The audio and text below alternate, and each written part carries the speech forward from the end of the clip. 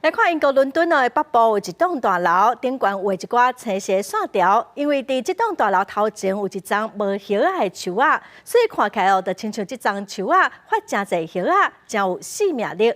最近英国真出名的造饼大师班克西，嘛承认讲这是伊的作品，咱做伙来看卖。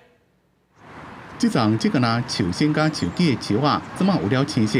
虽然不是真正的树叶啊，也过互这丛树仔加真有生气。这幅作品上起初互人发现时阵，就因为伊的风格，互人又讲是英国造饼大师班克西的作品。背后班克西也伫咧社群媒体正式讲是伊的创作。饼会是出现伫咧伊斯灵顿自治区芬斯伯里公园路边一栋建筑物的饼面，社区民众真意外也真欢喜。英国工党前任党魁科宾讲，真欢喜看到家己这个人口 上捌的地区有班克西的作品。Already, it's put us on the map.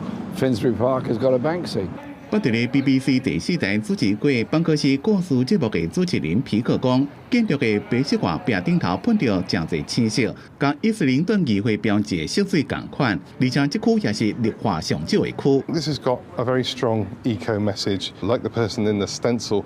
Perhaps when we find a built environment that hasn't got a lot of green and natural stuff in it, that perhaps we should try and make it more green and pleasant. 伊斯灵顿议会讲，社区造饼程度小组有注意到这幅作品，也过袂甲伊清掉。目前知影这丛树仔是樱桃树，树龄差不多40到50冬，无啥健康，也过会继续养护。这栋建筑物的业主乔吉欧讲，这么厝是空掉的，想要出租，伊将这幅作品留来，互大家欣赏。班克西一般拢是伫咧上会当接触社会大众的层面，比如讲壁面等所在展示家己的作品，也讲一寡社会发生的代志。公司新闻吴文玲编辑。